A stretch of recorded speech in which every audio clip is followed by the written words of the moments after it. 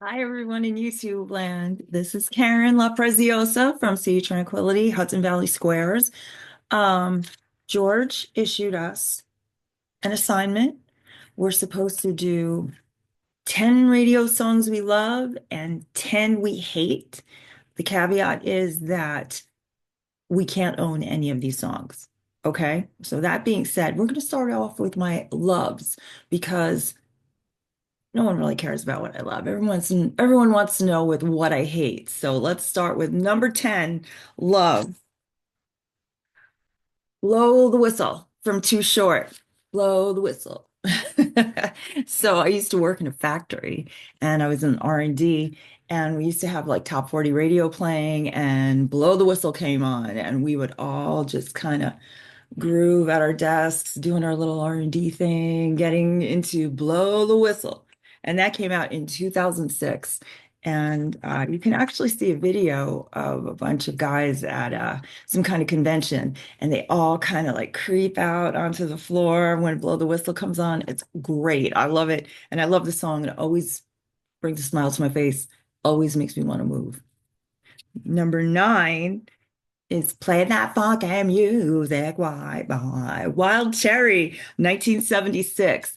Yeah, this song is a lot played out, but I don't hear it on the radio too often. I don't hear it too often anymore. But when I do, I get happy and I want to move, right? Just like Blow the Whistle. So number nine is Play That Funky Music from Wild Cherry. Number eight is Under Pressure.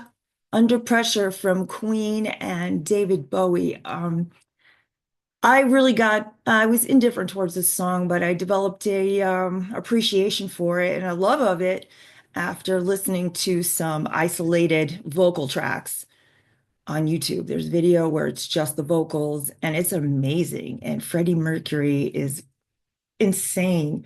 And I love the vocal styles of both of them. They couldn't be farther apart, and they really complement each other well. Um, yeah, you get a little bit of this clueless rich guy. Why can't we give ourselves love, love, love, all that other stuff? But yeah, it's still cool, idealistic, but really cool, and I love it. And I've have ever since I heard that video, I've definitely grown an affection for that. Okay, number seven. Don't hate me. Number seven is Gold Digger from Kanye. Again, I'm at work with that radio going, and Gold Digger comes on, and it's a fun song. This song is from 2005. Starts off with a little sample of Ray Charles. I think it's I Got a Woman. And that's from, what does my note say here? 1954. And my father was a huge Ray Charles fan. So I already had that in right there. And I was just like, oh my God, it's really good. And I love that song. It's easy to rap to. It's just fun. The beat is insane. I love it. I absolutely love it. And if you don't like it, give it a listen. Give it a chance before you hate it. Before you say, oh, that rap sucks, blah, blah, blah. Give it a shot.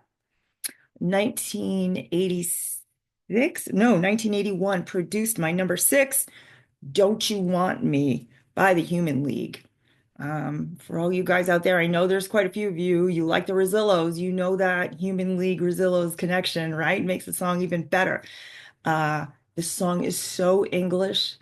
Um, I love the melody. I love the way they're each telling their story. I love her vocals. Like she just can't be bothered. I was working as a waitress in a cocktail bar. I love it. I love it.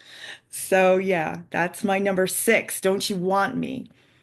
Number five is Aha. I think they were from Norway, if I'm not mistaken, and that came out in 1984.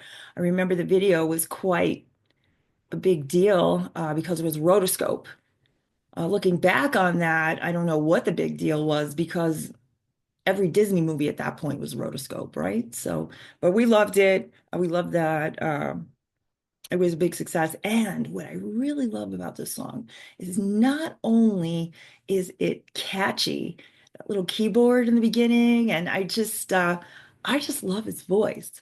I love how you could sing with it. I love the melody, and I'm making out this list here, and I'm figuring out I love a crooner, and you're going to see that more and more in this list. I love a crooner, and Aha really can sing like that. So that's my number five, excuse me. Number four, going back to a crooner. What a Fool Believes from the Doobie Brothers, 1979. Now, you all know the words to this song and you've all sung it. And I'm going to bet my money that you've all sung it like Michael McDonald. I know I do, and I know you all do too. And I love doing it for karaoke. Singing this as Michael McDonald for karaoke. It's so offensive, but it's so fun at the same time, and everybody knows it. It's a good one. So yeah, I get happy just because I know the words and I get to sing and I get to sing like Michael McDonald. And I'm not gonna do it for you. All right, number three. Don't you forget about me. 1985, Simple Minds. Such a good song. And another crooner. The melody, the vocals, it's just such a good song. The lyrics. When you walk on by, what a great tune. It just brings me back. And I think that was from the Breakfast Club. I don't remember 100%. And maybe I should have done a little bit more research. But I do remember I love that song. I still do. And every time it comes on, I get happy. I don't know about you guys, but while I'm at work, we listen to a lot of Sirius XM and Pandora. And these songs I hear a lot. So I totally get happy when I hear this song. So. That's my number three. My number two is Seasons of the Witch from Donovan. I used to own this, so I don't anymore, so I can include it on this list. I love Donovan and I love the song and the way he sings it with such urgency and emotion in his voice. Um, yeah, and it's a staple for spooky season. It's just such a good tune. Um, the way he sings, it's so emotional and it really conveys that urgency. I love it. I think you should too. The pace, perfect. And my number one tune, House of the Rising Sun by the Animals. That came out in 1964. Beatles who? Stones who? This song is my one of my absolute favorite songs. It's an old American folk song from the South. And these pasty white English boys kill it. My favorite version, my absolute favorite version. So much soul and emotion in that song. It's a masterpiece. I work with someone who is really into hip hop, and we would hear these songs, and we would talk about them. He would show me like MF Doom or whatever, and we would talk about like when the Animals came on, and I was telling him how much I love that song, and I was explaining to him why, um, yeah, they were these pasty white English dudes singing with so much soul, this American, Southern American folk song, and they sang it like they meant it, like they were feeling it, and that keyboard solo really emotional, gets into it. It's a classic song and it's perfect. How could you change a thing? Eric Burden's vocals, amazing, amazing.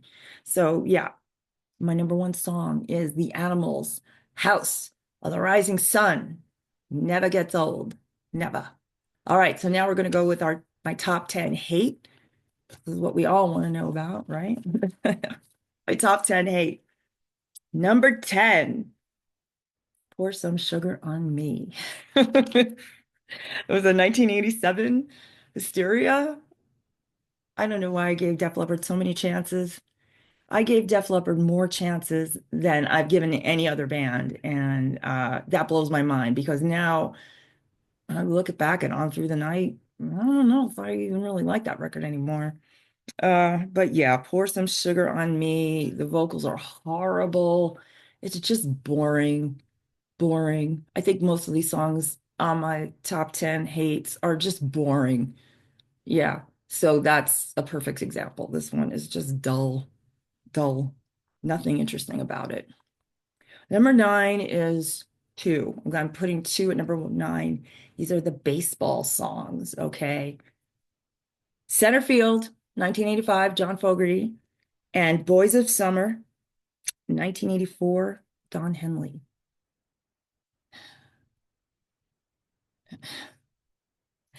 Dull, dull, dull. These guys are capable of so much more, and these songs are just awful, terrible, boring, puts me to sleep. Why am I listening to it? Wasting my time. All right. Number eight, Arms Wide Open from Creed, 1999. So much good stuff is coming out in that year. And this is on the pop charts. This is so popular. Again, I'm back in that factory. I gotta listen to this crap.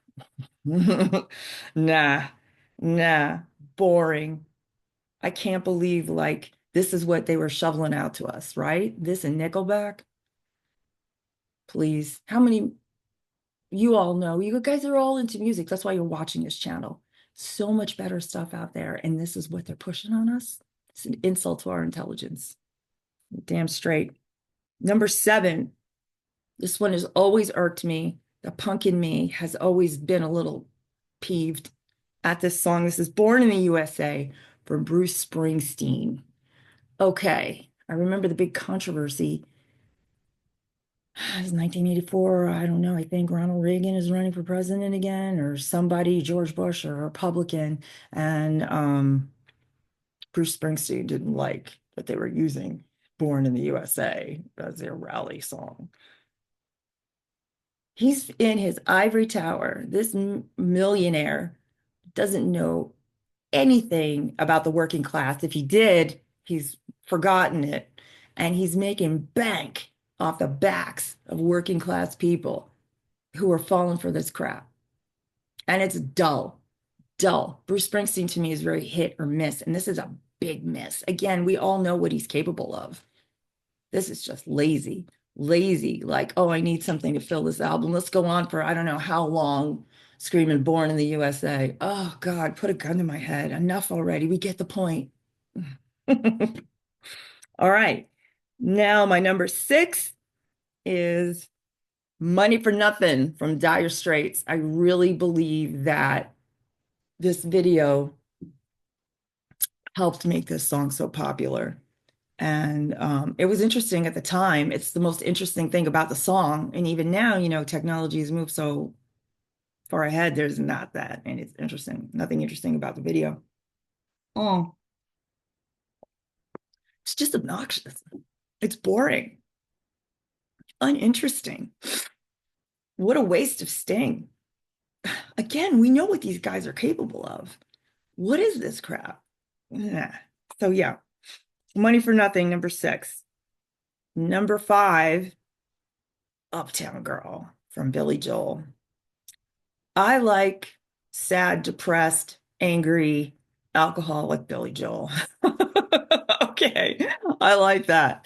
Uh, I mean, and even that is pushing it at times.